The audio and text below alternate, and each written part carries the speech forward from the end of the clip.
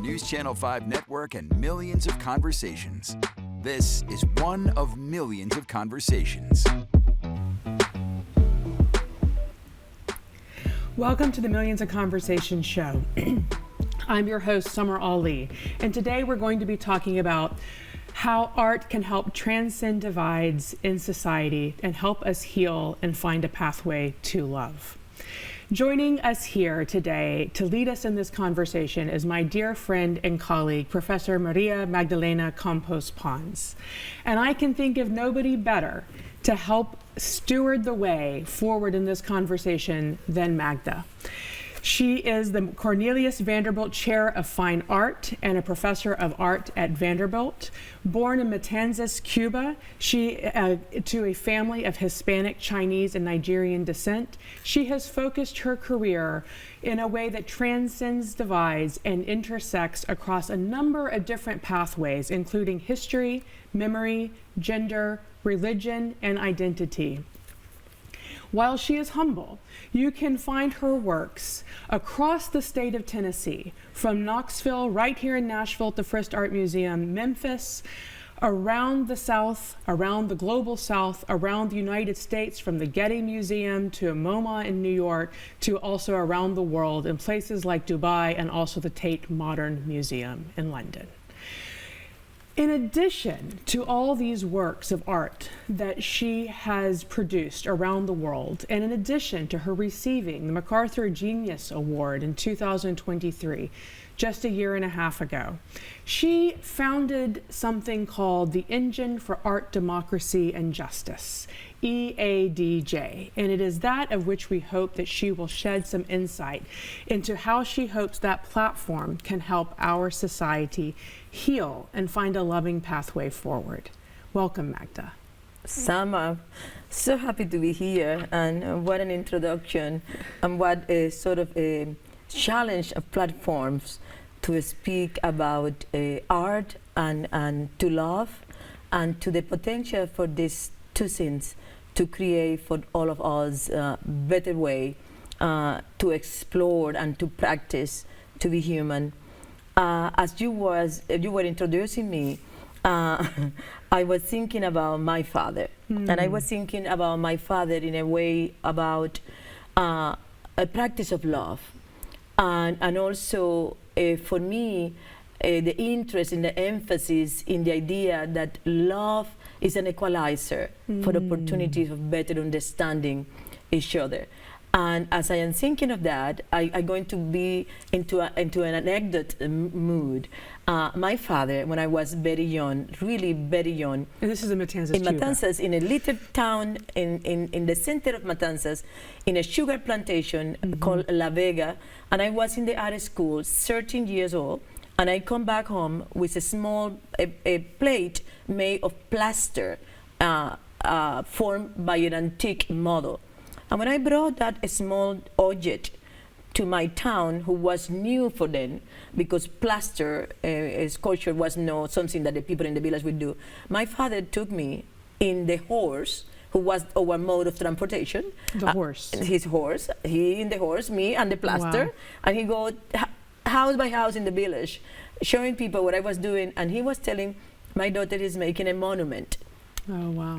There is an incredible innocence in that anecdote, what I remember. Yeah. My father didn't have a complete understanding what a monument was, because it was no little platform, but it was the appreciation and the embracing and somebody's making and somebody's intention that construct for me there a model of love. Wow. I have, from the very beginning of my intention to be an artist, total embrace and acceptance of what I brought. The audio that was the result of that was important. It never abandoned me, this event, and it stayed with me as a small example about family building up to society moving forward.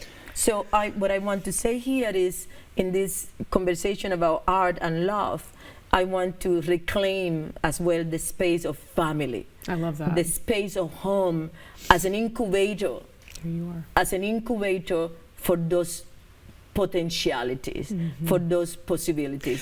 So is EADJ an incubator? Is that what it is? EADJ is an incubator. EADJ is a family structure. EADJ is conceived as a home with different parts. EADJ is like the village when you connect and establish relation with the other villagers. So you have sustainability and wings, no?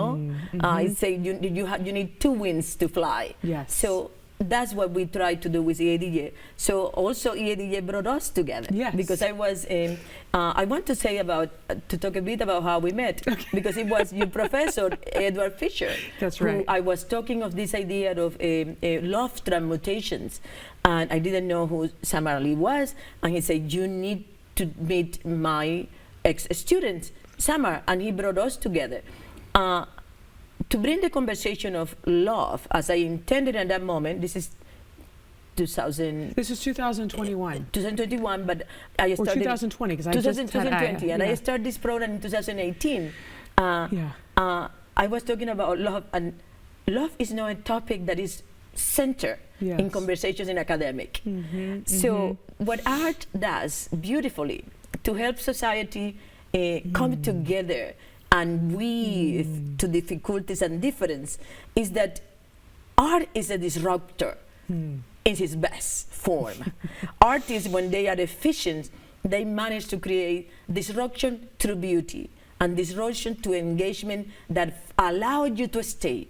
A good piece of art invites you to stay quiet in observation, in receiving, in participating.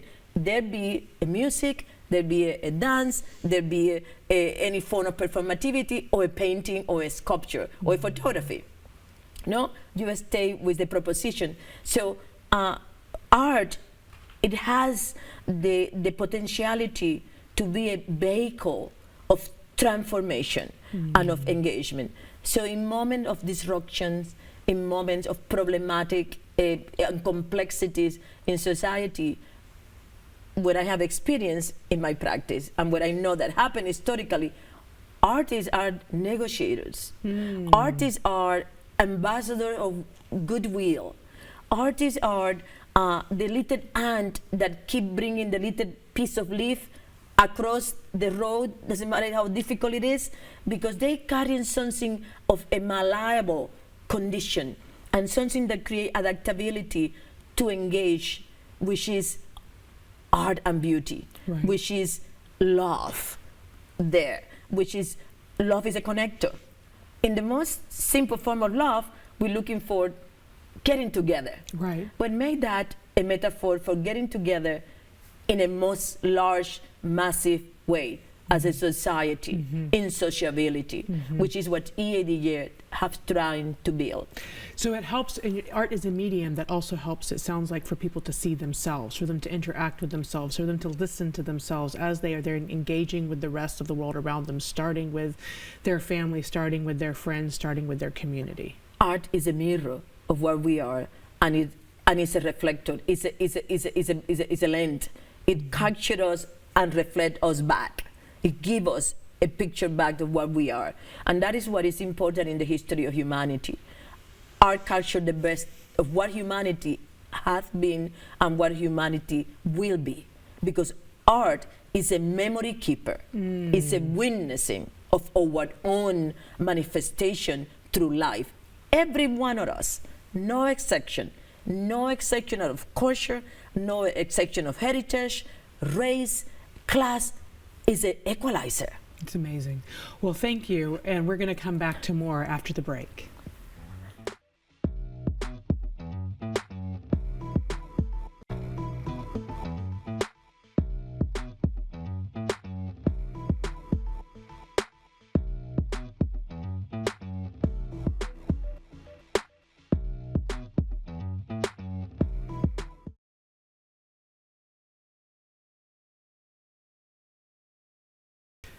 Well, that was beautiful and inspiring, and I want to go back to that part about talking about humanity.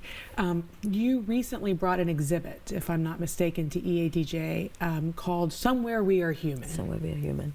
Can you tell me a little bit about that? Because you seem to be reminding us of our humanity. Do you think that we've strayed a little bit? Well, let me say two things that are important. In the structure of EADJ, in the platform of EADJ, we are, as we say, trans-institutional collaborations. So we collaborate with the Frist Museum, we collaborate with the Fisk University, we collaborate with Million of Conversations, and we have an structure to invite important curators, people that organize exhibitions worldwide, to work with us. So EADJ have invited over the last 7 years 3 very fantastic curators. Marina Fokiris from Greece, Athens in 18 and 20, Selene Wend from Norway in 21, 22, and Grace Anessa Ali 23, 24, which is the exhibition that you referred as curating. And every one of them, we work together in creating a thematic interaction and a thematic proposition for the exhibition. Somewhere We Are Human is Grace Anessa Ali curatorial input to the EADJ program.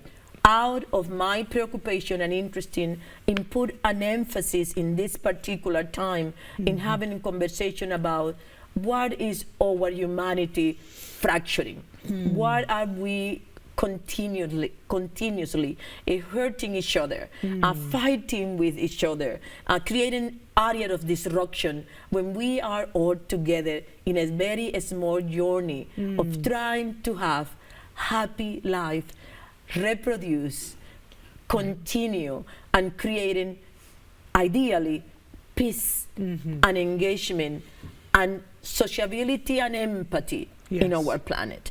So out of that conversation, Grace Anessa Ali, who is a professor of art history at FIU University in Tallahassee, Florida, and an editor for the College of Art Association magazine, create the selection of number of artists for this exhibition. One of the exhibitions that we brought to the EADJ is a local Sudanese artist, and because we were interested too about how what humanity manifests in many forms. And I want to ask you about that, about the Global South component piece too, because you take a particular lens and view into the Global South, and I think that also connects into your original roots in Matanzas, Cuba. Can you tell us a little bit more about how that has shaped your work in EADJ's direction today? Well, we are interested in the idea of the Global South as a metaphor, poetically engaged, not only geographically.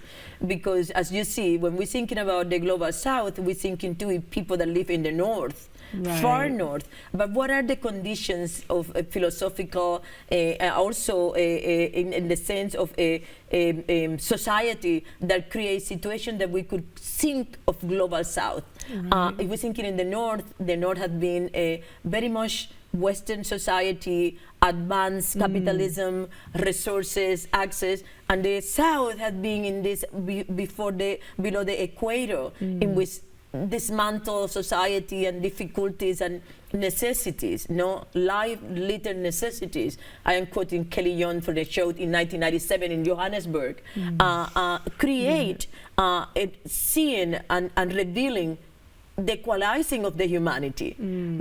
We are all, and I'm going to come back to something that we know, that we have we discussed in another context. We all need a breath, taking a breath to live, and one breath out to transition. So how do we create conditions of humanity that are global, even located north or south? And thus we call the precarious South, the more tender, the more fractured, the more vulnerable. We know that situation of poverty, lack of access, inequality that are very present in many areas of the Global South. We don't find the same situations, let's say in Norway, but we found preoccupations and idea of how to be human back to there could be parallels. And that's what we're trying to do. We are not trying to pigeon one area versus another one.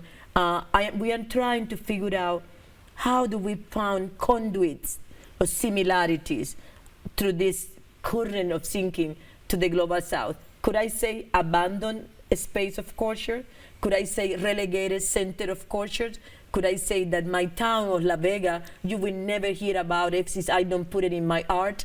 And I am revealing, recovering, and putting little fragment of the global South in this conversation. But historically, this was fundamental.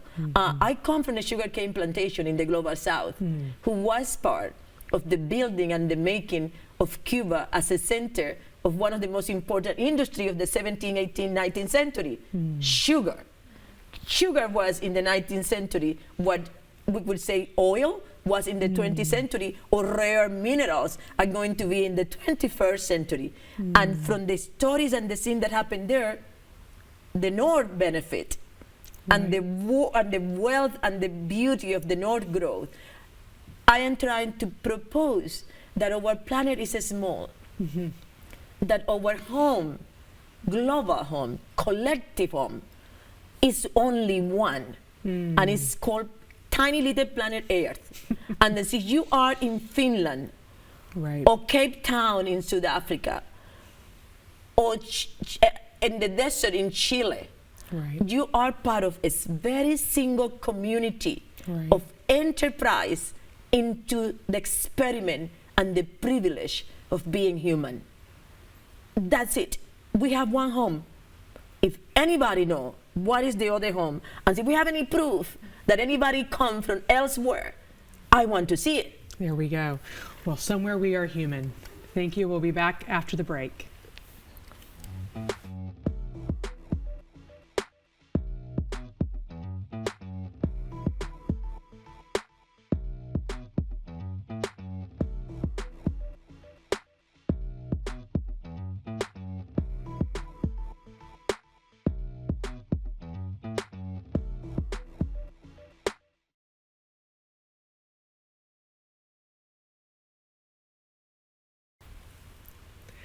Well, welcome back.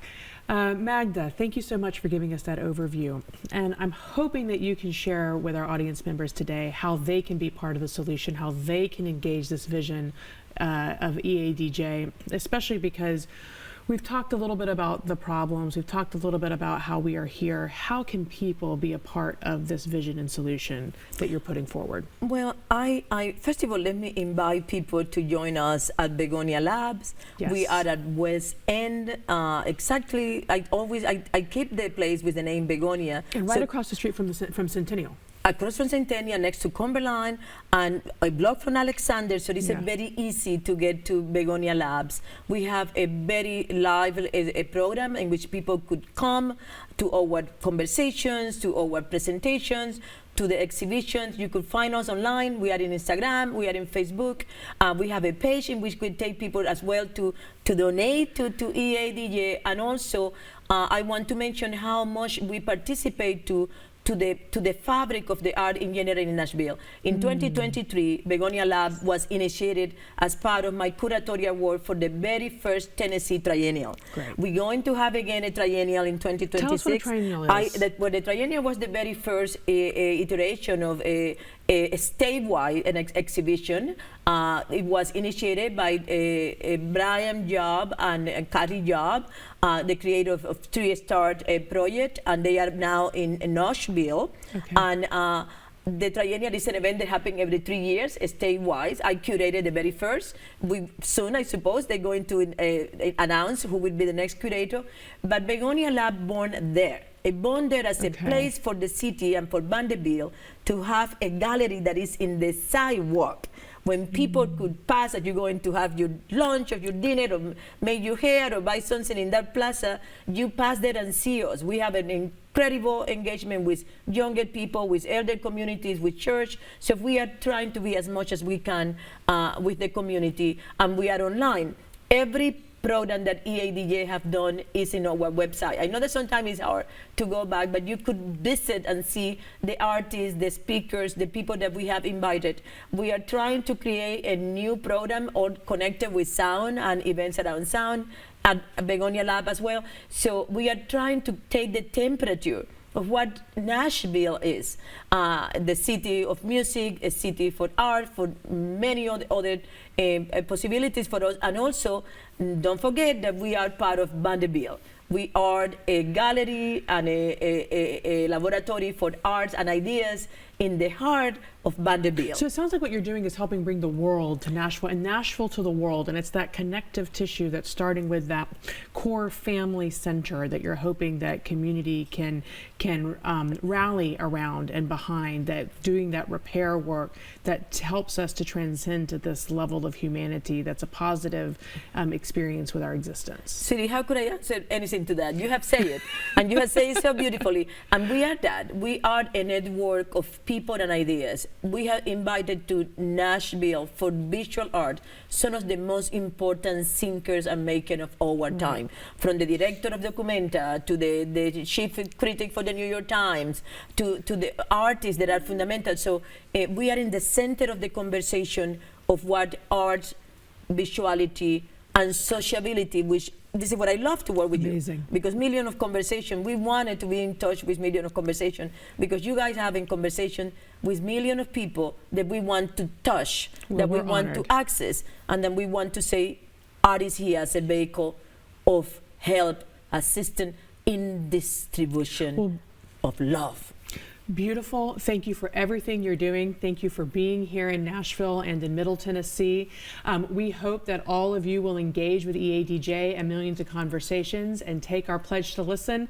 And may I say it here first, I think this woman sitting right next to me should have a children's book written about her. I think she's an inspiration. I think she's a gift to our community here. And I think the more that people can hear about her and her work and be touched by her, the more the world will be a better place. Thank you, Summer. It's such an honor to be your friend and to work with you and to share this moment. Thank you so much. Thank you.